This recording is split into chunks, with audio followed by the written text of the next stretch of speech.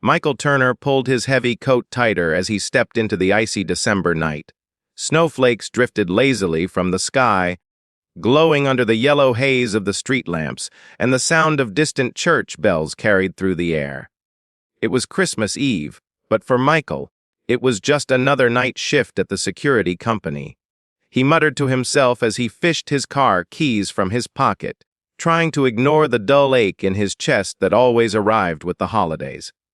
Once upon a time, Christmas had been filled with laughter, warmth, and family traditions. Now it was only silence and memories. 3 years ago, he had lost his wife, Emma, in a house fire that had also taken away their unborn child.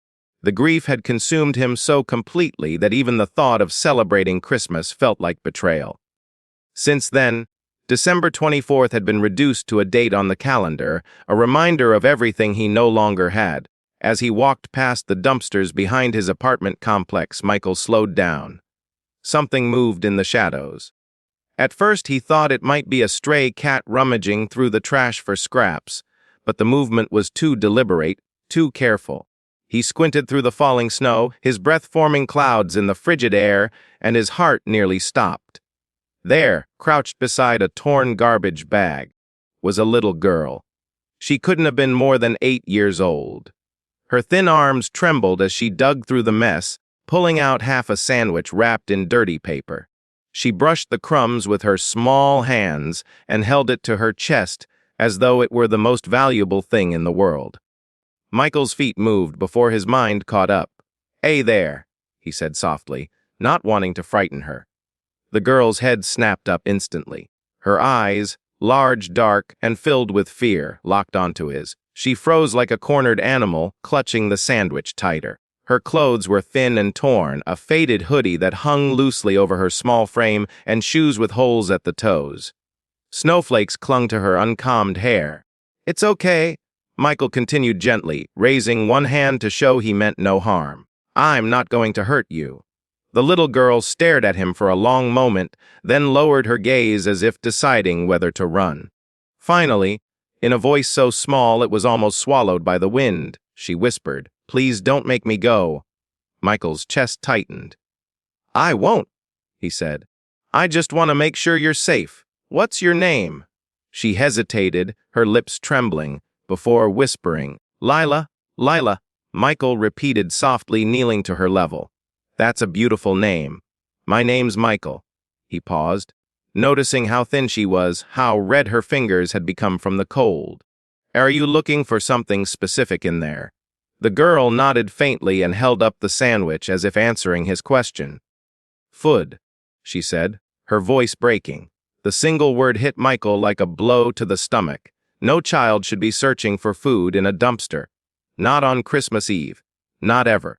For a moment, Michael just knelt there in the snow, staring at the fragile little figure before him. His instincts told him to call the police or social services, but something deeper, something buried in the part of him that had once dreamed of fatherhood, urged him to do something else. He couldn't let this girl disappear back into the night, not when she was so clearly starving, so clearly alone.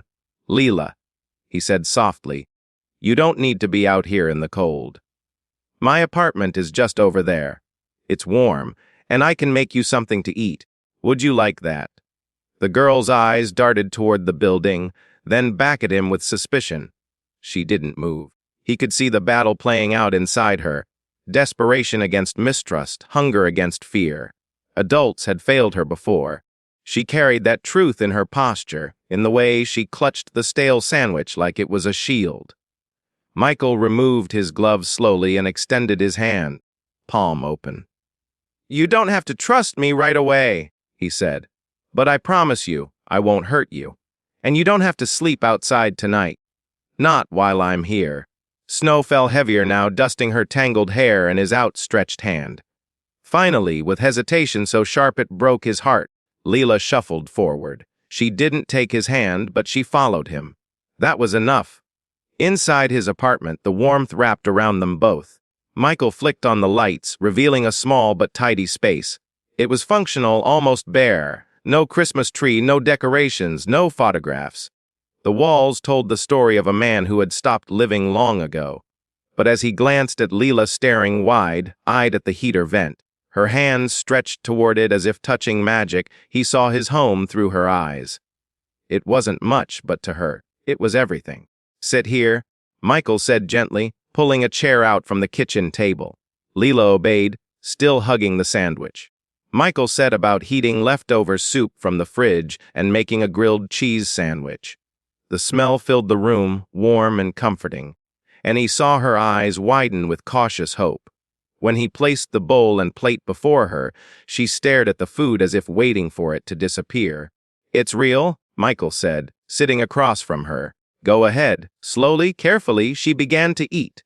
Each bite was small, measured, as though she was afraid it might be her last. Michael noticed the way her hands trembled, not just from hunger but from the habit of hoarding, of stretching meals as far as possible. "There's more if you want it," he assured her. Her eyes lifted to his, brimming with tears. "Really?" she whispered. "Really?" he said, his voice breaking. "As much as you want." She ate until she couldn't anymore, then leaned back in the chair, her small body finally relaxing. Michael watched her in silence, his thoughts racing. Who was this child? Where were her parents? And how in God's name had she ended up alone on Christmas Eve, searching through garbage for survival? The question rose in his throat, hesitant, heavy. "Leela," he said gently, "where's your family?" Her eyes dropped instantly, and the light that had just begun to shine there dimmed. She clutched the edge of her hoodie and shook her head. "I don't have any." Michael felt something twist deep inside him, a pain so raw it startled him. He had known loss, unbearable loss, but he had been an adult when it happened. This little girl was carrying that weight at 8 years old. "You do now," he heard himself say before he could stop. Leela's eyes lifted slowly, searching his face for lies. Michael swallowed hard, realizing he had just spoken a promise he wasn't sure he could keep. But as the snow continued to fall outside, and as the clock ticked toward midnight, toward Christmas Day, he knew one thing with absolute certainty. He couldn't let her go back out there. Michael poured them both mugs of hot chocolate, the steam curling upward in gentle spirals. He placed one in front of Leela, who wrapped her tiny hands around it and held it close, as though she feared it might vanish like everything else in her life had. They sat in silence for a long while, the only sound the faint hum of the heater and the soft crackle of snow falling against the window. Michael didn't want to push her. She was fragile. He could see it in her posture, in the way she kept her shoulders hunched as if bracing for someone to scold her. But he knew he had to understand. He needed to know why an 8-year-old girl had been left out in the freezing night alone. "Leela," he began gently, "I know it's hard to talk about, but can you tell me a little about where you came from? About what happened before tonight?" The girl's eyes flicked up to his, wide and uncertain. For a moment, he thought she might refuse, that she'd retreat back into silence. But then her shoulders sagged, and in a trembling voice, she began to speak. "I used to live with my mom," she whispered. "But she left when I was little. I don't even remember her face." Leela's voice cracked slightly. "After that, I lived with my Aunt Carla. She wasn't nice." Michael's stomach tightened. "Not nice how?" he asked softly. "She yelled a lot. And sometimes she wouldn't let me come inside. She said kids were too much trouble." Leela's eyes glistened, but she blinked quickly, fighting the tears. "She'd leave me outside until late, even in the cold." Michael clenched his jaw, his fists tightening in his lap. He forced himself to keep his voice calm. "What about food? Did she give you enough to eat?" Leela shook her head. "Not always. Sometimes I'd find things myself. That's how I learned the dumpster thing." She gestured faintly toward the window, as if ashamed. He wanted to reach across the table and pull her into his arms, but he stayed still, letting her lead. "Then," she continued, "one day some people came. They said I couldn't stay with Aunt Carla anymore. They put me in another house, with other kids, a foster family." Her lip trembled. "At first I thought it would be better. But they didn't care about me. They only cared about the money they got. They locked the food cabinets. They left me alone for days sometimes." Her voice broke then, and she pressed her sleeve against her eyes. So I ran away. I thought maybe I could find someone better. Or maybe my mom would come back if I just waited long enough. But she never did. Michael felt his chest ache so deeply it was almost unbearable. The way she spoke matter of fact, as if this kind of neglect was normal, was the most heartbreaking thing of all. "How long have you been out here?" he asked, his voice rough. Leela looked down at her hands. 2 nights. I was sleeping in the basement of that building next door. There's a broken window I can fit through. 2 nights.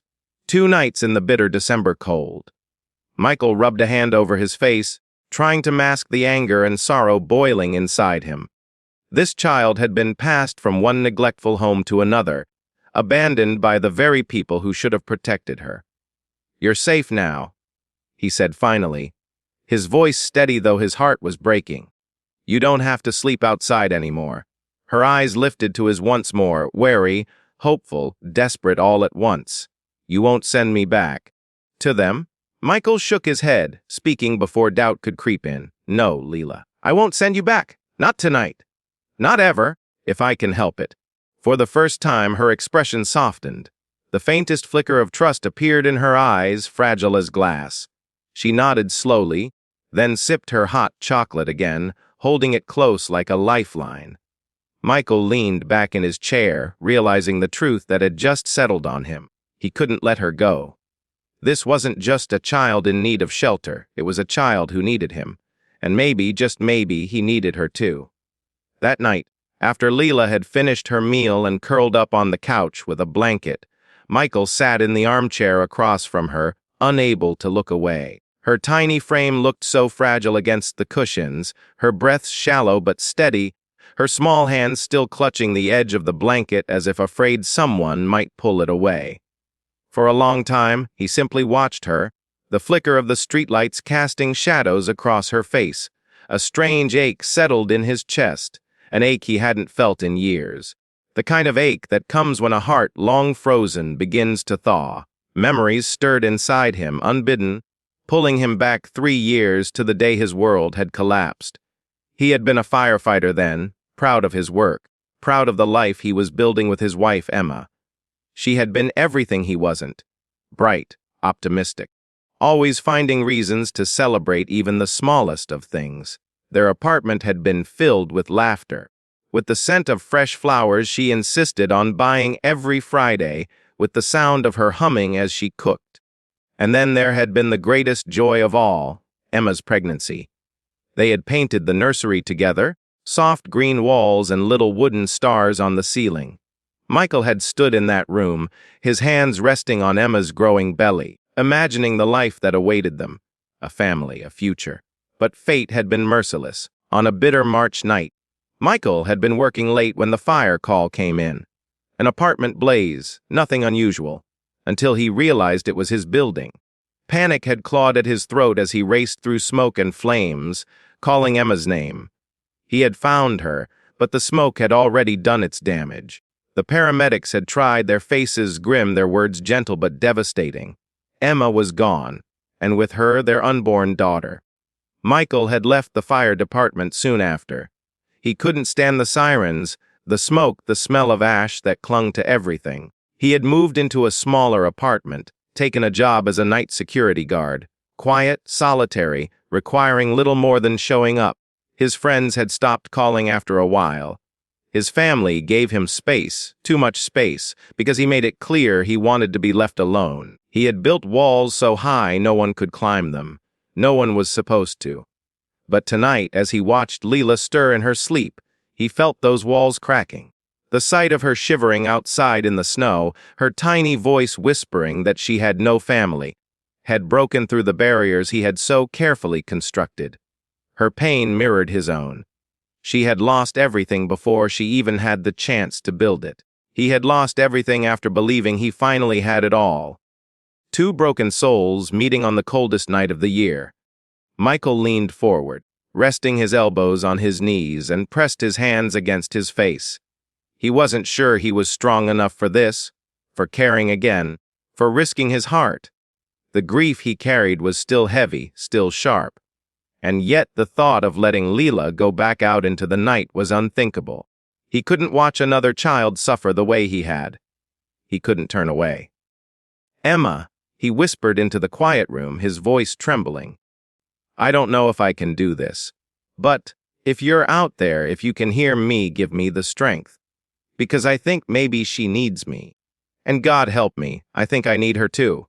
He lifted his head, his eyes finding the small figure curled up on his couch.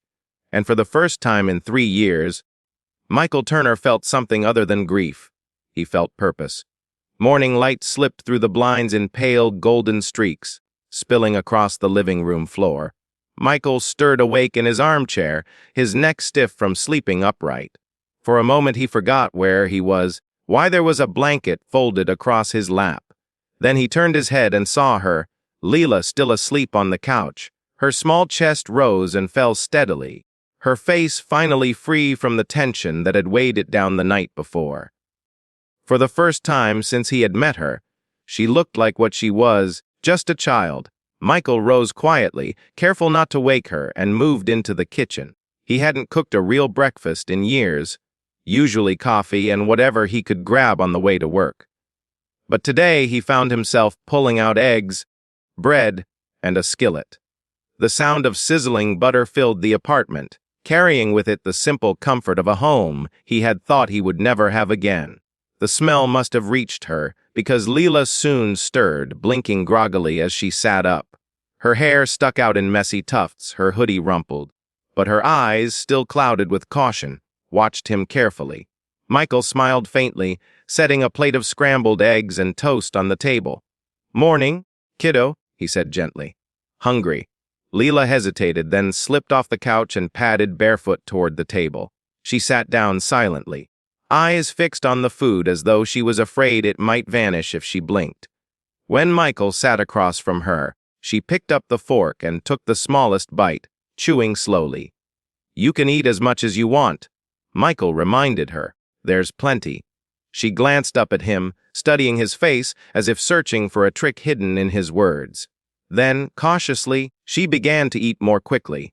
Michael watched, his heart twisting, realizing just how deeply survival had shaped her, how every bite was measured against the possibility that tomorrow there might be none. When she had finished, she pushed the plate away slightly and looked at him, her expression almost embarrassed. "Thank you," she whispered. Michael's throat tightened. It had been so long since anyone had thanked him for something that mattered. He cleared his throat and nodded. "You're welcome, Leela." The rest of the morning passed quietly, but not without small signs of trust beginning to take root. When Michael offered her one of his old T-shirts to wear, she accepted it shyly, disappearing into the bathroom to change. When she emerged, the shirt draped over her like a dress, she gave the faintest smile. And it was the first time he had seen her look like a child instead of a shadow. Later, he put on an old Christmas movie he had once loved but hadn't watched since Emma died. He half expected the memories to overwhelm him, but instead, he found himself watching Leela more than the screen. She sat cross-legged on the couch, eyes wide, giggling softly at the silly parts. The sound of her laughter, hesitant at first, then more free, filled the apartment like sunlight piercing through storm clouds. Michael felt something stir inside him, something he thought had been buried with Emma and their unborn child. It was fragile, almost frightening, but undeniable. It was hope. That evening, as he tucked a blanket around her again, Leela looked up at him with eyes that seemed older than her years. "Why are you being nice to me?" she asked softly. Michael froze. The question pierced him more deeply than he expected. He sat on the edge of the couch, searching for words. "Finally," he said, "because someone should have been nice to you a long time ago. Because you deserve it, and because—" He paused, his voice thickening. "Because I know what it feels like to lose everything. I don't want you to feel that way anymore." For a moment, she stared at him, her small face unreadable. Then she nodded slowly and curled back into the blanket. As her eyes drifted shut, Michael whispered, "You're not alone anymore, Leela. Not while I'm here." And for the first time in 3 long years, he felt those words were true. The first few days passed with an almost fragile peace.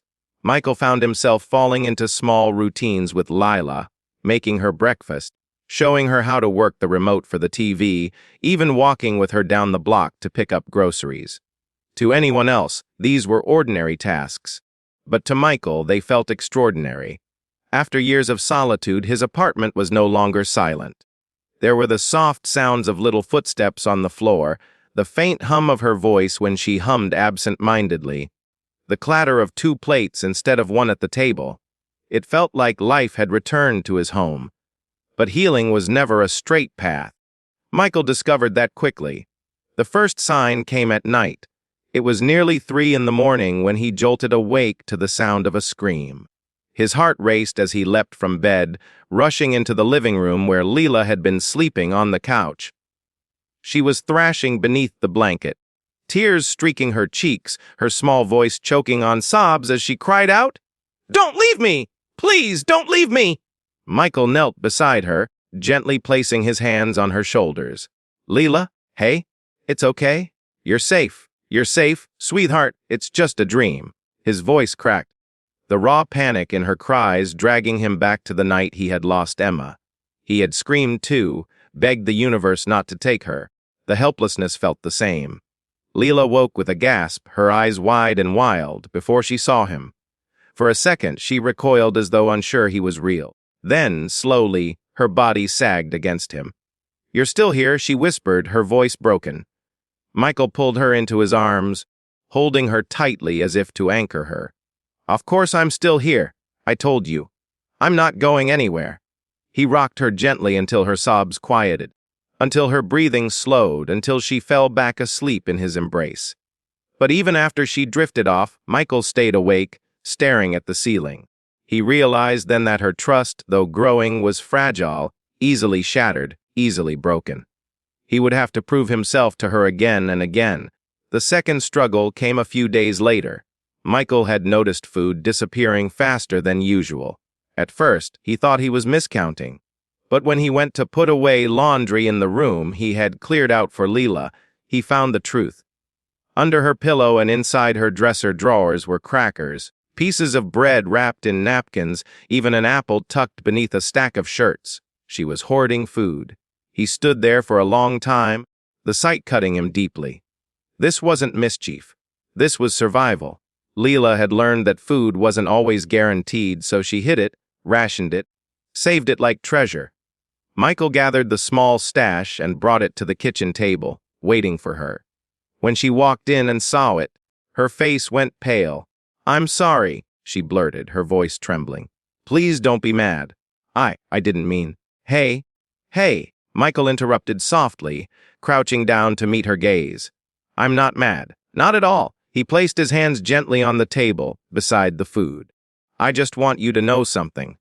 You don't ever have to hide food here. There will always be enough. Always. You don't have to worry about it running out." Her lip trembled. "But what if? What if one day it's gone? What if you go away too?" Michael swallowed hard, his chest aching. "Leela, listen to me. I'm not going anywhere. And as long as you're with me, you will never be hungry again. That's my promise to you." She stared at him, her eyes wet, her small shoulders tense. Slowly, she nodded, but he could see the doubt still lingering. Promises had been broken too many times before. It would take time for her to believe his. There were other setbacks, too. Moments when she would shut down completely, curling into herself as if bracing for disappointment. Times when she wouldn't answer him, wouldn't meet his eyes, convinced he would grow tired of her and send her away like everyone else had. In those moments, Michael learned not to push. He simply stayed. He cooked meals, kept the routine, let his presence do the talking. Each struggle reminded him how much work lay ahead.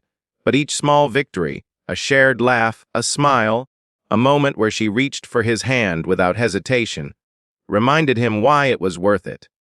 At night, after she had finally drifted off to sleep, Michael would sit in the quiet living room, staring at the faint glow of the streetlights outside. He thought about Emma, about the family they had dreamed of, about the life he thought had ended that tragic night. And now here was Lila, a girl who had been broken by the world, just as he had been. Two souls carrying scars, two lives shattered by loss, now trying, somehow, to piece themselves back together. Michael didn't know what the future held. He didn't know if he was strong enough, or if the system would even let him keep her. But as he watched her sleep, clutching the blanket he had tucked around her, he knew one thing with certainty. He would fight for her. Whatever it took, however hard it was, he would fight. Because she was no longer just a child he had found in the cold.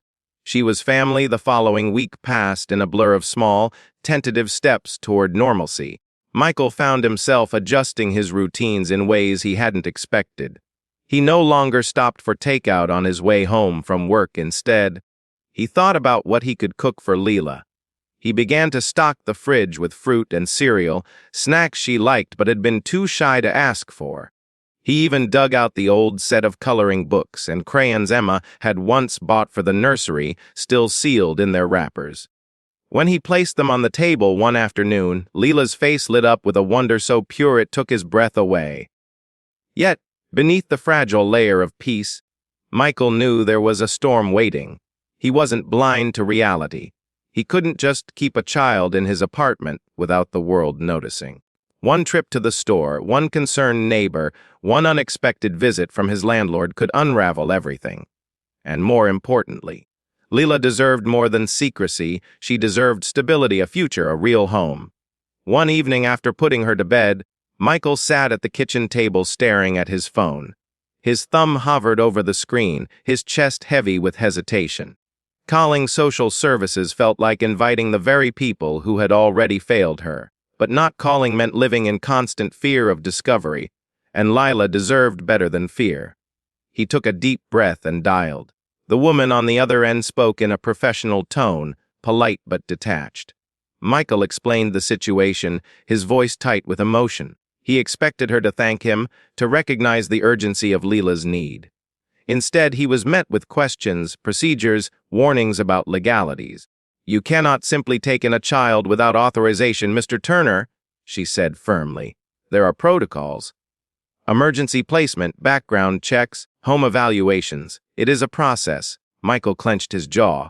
"With all due respect, your process left an 8-year-old girl digging through garbage on Christmas Eve. Forgive me if I don't trust it." There was silence on the line, followed by a sigh. "If you truly wish to care for her, you'll need to file for temporary guardianship. That will allow her to remain with you while the court evaluates your case. But understand, it's not easy. The system is overloaded. Cases like this, they take time. Time." Michael looked toward the living room where Lila was asleep on the couch, curled beneath the same blanket she refused to let go of. He didn't care how much time it took. He wasn't letting her go. The next day, he made appointments. He filled out forms. He called Mitchell, an old friend who worked as a lawyer, though they hadn't spoken in years. Mitchell was surprised to hear from him but didn't hesitate. "Mike, if you're serious about this, I'll help. But you need to understand, it's going to be a battle. The state doesn't just hand over custody to someone with no prior parenting record. They'll dig into your past, your finances, even your mental health." Michael almost laughed. "They'll find a broken man with too many scars. But maybe that's exactly why I can help her." Later that night, he found himself sitting on the floor beside the couch as Leela colored with the crayons he'd given her. She was drawing a small house with smoke curling from the chimney, two stick figures standing in front. One was taller, the other smaller, their hands linked. Michael's chest tightened as he recognized who they were meant to be. "Looks good," he said quietly. She glanced at him, her cheeks flushing, then returned to coloring. After a moment, she asked, Do you think I could stay here? For real?" Michael swallowed hard, the weight of her question pressing into his chest. He wanted to promise her everything, to tell her yes, always, forever. But he also knew promises were fragile things, and hers had been shattered too many times. Still, he couldn't let her believe there was no hope. "I'm trying, Leela," he said softly. "I'm doing everything I can to make sure you don't have to go anywhere else. It won't be easy, but I'm not giving up. Not on you." Her small hand stilled on the crayon. Slowly, she set it down and looked at him, her eyes glistening. "People always give up," she whispered. Michael reached out and gently took her hand. "Then let me be the first who doesn't." For a moment, silence filled the room, broken only by the hum of the heater. Then, in the faintest voice, she whispered, "Okay." It wasn't trust, not yet. But it was something just as important. It was hope. Michael realized then that what had begun as an act of kindness was becoming something far deeper. He wasn't just protecting Leela from the cold anymore. He was fighting for her future. And in that fight, he was discovering something he had thought was lost forever, a reason to keep living. The courthouse smelled faintly of polish and old paper, its marble floors echoing every step. Michael sat on a wooden bench outside the family courtroom, his leg bouncing uncontrollably. Beside him, Leela swung her legs nervously, the hem of her simple purple dress brushing her knees. He had bought it just last week. Nothing fancy, but it fit her properly, unlike the ragged hoodie she had worn when he first found her. She looked up at him now, her wide eyes reflecting both fear and excitement. "Are you nervous?" she asked softly, sliding her small hand into his. Michael forced a smile. "Little, you." She bit her lip, considering. "Kind of. It feels like waiting to open a present. You hope it's what you want, but you're scared it might not be." Michael's throat tightened. He squeezed her hand gently. "And what is it you're hoping for?" She stared at him for a moment, then whispered, "For you to be my real dad. Not just until someone takes me away again. Forever." The words pierced him, tender and devastating all at once. He blinked back the burn in his eyes. "That's what I'm hoping for, too." The bailiff opened the door then, calling their names. Michael rose, straightened his jacket, and led Leela into the courtroom.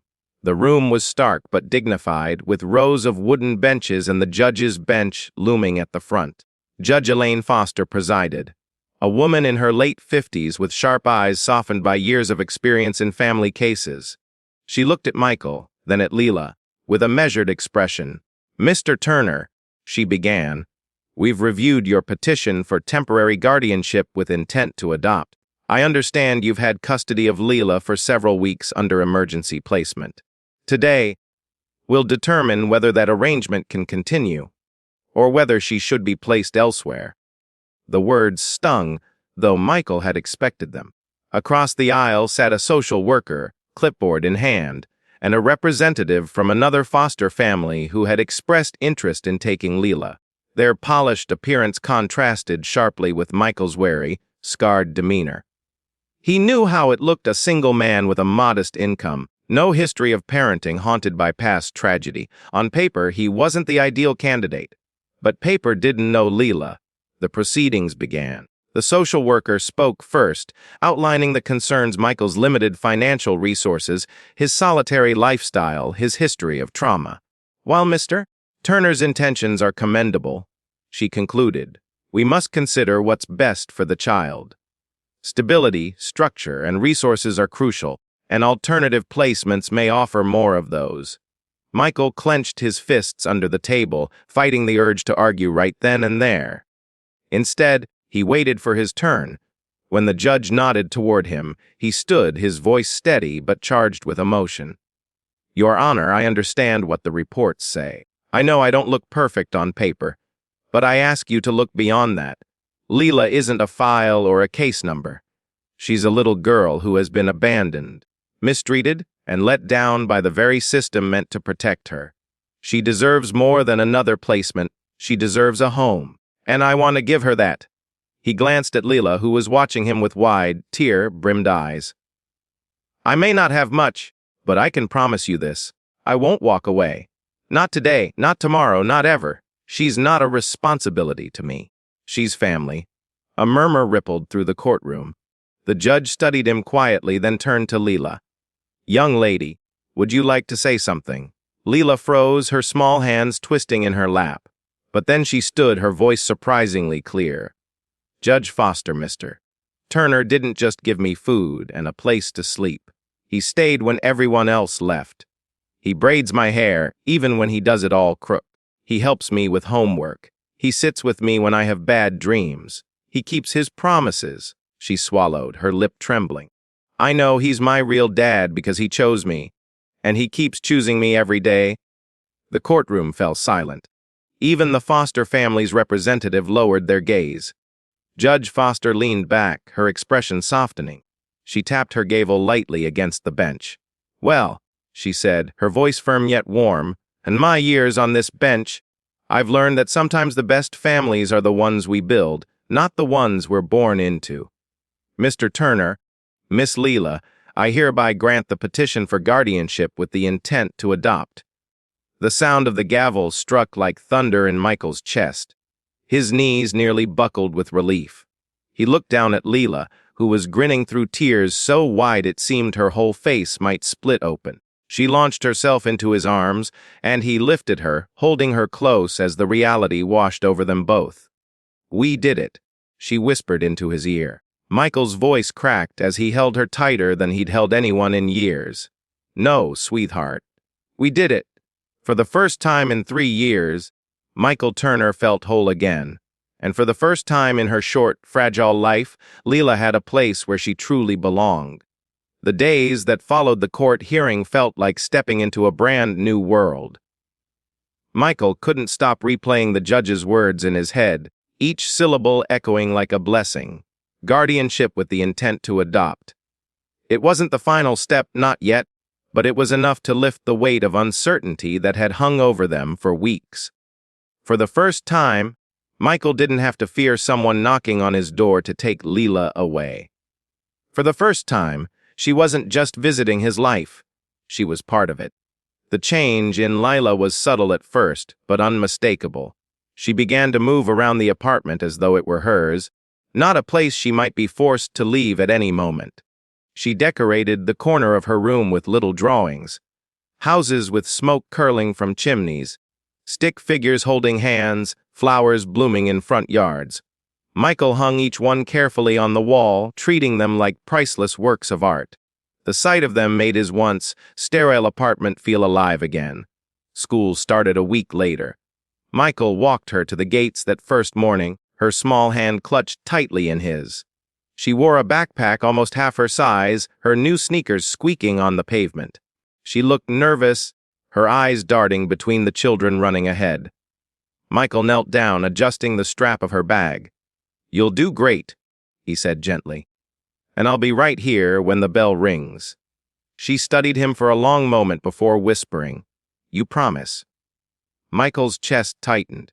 He had come to realize that every promise he made to her carried the weight of a lifetime of broken ones from others. "I promise," he said firmly. "Always." When she returned that afternoon, her face lit up as she ran toward him, waving a paper in her hand. "Dad, look! I got an A on my spelling quiz!" The word Dad struck him like lightning. He froze, blinking, unsure if he had heard correctly. But the joy in her eyes told him it wasn't a mistake. She had called him Dad. Michael knelt as she threw her arms around him, tears burning his eyes. He had dreamed of hearing that word once, long ago with Emma. He never thought it would happen again. And yet, here it was, spoken by a little girl who had turned his grief into hope. The weeks became months, and little rituals began to take root. Saturday mornings were for pancakes, messy and uneven, but filled with laughter. Sundays were for walks to the park, where Leela would race ahead, her laughter ringing like music through the air. Evenings were for homework at the kitchen table, Michael learning as much as she did as he helped her with math problems that made them both groan. And every night, without fail, he tucked her in, sitting on the edge of her bed until her eyes closed. Some nights she still woke screaming from nightmares, but she no longer woke up alone. Michael was always there, whispering, "You're safe. I've got you." Slowly, the walls around his own heart began to crumble. He found himself humming while cooking, smiling without realizing it, even daring to put up a small Christmas tree when December rolled around again. He hadn't touched one since Emma died. But this year, with Leela's eager hands hanging paper ornaments and her laughter filling the room, the glow of the lights didn't feel like pain anymore. It felt like home. One evening, as he tucked her into bed, Leela looked up at him with sleepy eyes. Do you think Mom would be proud of you?" she asked softly. Michael froze. He hadn't expected the question, hadn't spoken of Emma much. He swallowed hard, brushing a strand of hair from Leela's forehead. "I think she'd be very proud," he whispered, "because she always believed I'd be a good dad. And now I get to be one, for you." Leela smiled faintly, her eyes drifting shut. "I'm glad you found me."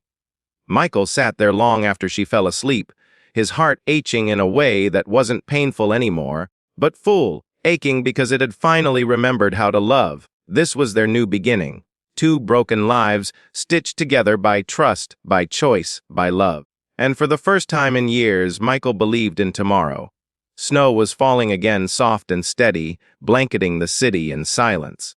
The date glowed on Michael's calendar in quiet reminder, December 24th. Exactly 1 year since the night everything had changed. He stood at the window of their apartment, looking out at the same street, where he had once found a little girl shivering by the dumpsters, clutching half a sandwich as if it were gold. The memory felt distant now, like a shadow from another lifetime. Behind him, laughter rang out. "Dad, come on! You're too slow." Leela's voice carried from the living room, where she was kneeling beside a tree that twinkled with lights and ornaments they had collected over the past year. Her cheeks were flushed with excitement, her small hands reaching to place a paper star on the top branch. Michael turned and smiled, his chest tightening with a warmth he thought he'd never feel again. "I'm coming," he said, walking over. Together, they adjusted the star until it sat straight. Leela stepped back, her eyes wide, her smile brighter than the lights themselves. "Perfect," she declared. Michael looked down at her. She had grown in just 1 year, her face fuller, her eyes brighter, her posture no longer weighed down by fear. She still carried scars, of course. There were still nights when she woke from nightmares, still moments when she clutched his hand a little too tightly, afraid he might slip away. But those moments were fewer now, and each one was met with his steady reassurance, "I'm here. I'm not leaving." They sat on the couch, mugs of hot chocolate warming their hands, the glow of the tree filling the room. Outside, the world was quiet, but inside, there was life, there was love, there was family. Leela leaned against him, her head resting on his shoulder. "Do you remember last Christmas Eve?" she asked softly. Michael's breath caught. "I do," he said. "I'll never forget it." "I was so cold," she whispered. "And I thought nobody would ever see me. But you did." She tilted her head to look at him, her eyes shining. "Why did you stop that night?" Michael swallowed hard, blinking against the tears that threatened. He thought about Emma, about the grief that had once defined him, about the moment he had nearly walked past before his heart compelled him to stop. "Because," he said quietly, "sometimes the smallest choice changes everything, and stopping for you, Leela, was the best choice I ever made." She smiled, curling closer into him. "I'm glad you didn't keep walking." Michael wrapped his arm around her, pulling her close. The clock struck midnight then, ushering in Christmas Day. He kissed the top of her head and whispered, "Merry Christmas, kiddo." "Merry Christmas, Dad," she murmured back, her voice full of trust, of belonging, of love. And in that moment, Michael realized that the circle had closed. The man who once believed his life was over had found a new beginning. The little girl who thought she would always be unwanted had found a father who would never let her go. The first Christmas Eve had brought them together through desperation and pain. This Christmas Eve celebrated the miracle of what they had built. A family, not by blood, but by choice, by compassion, by the kind of love that heals the deepest wounds. Outside, the snow continued to fall, covering the city in silence. But inside their small apartment, laughter and love filled the air, proof that sometimes the greatest gifts aren't wrapped in ribbons or bows. Sometimes they come in the form of a second chance. Two broken hearts finding each other on the coldest night and discovering warmth that would last a lifetime.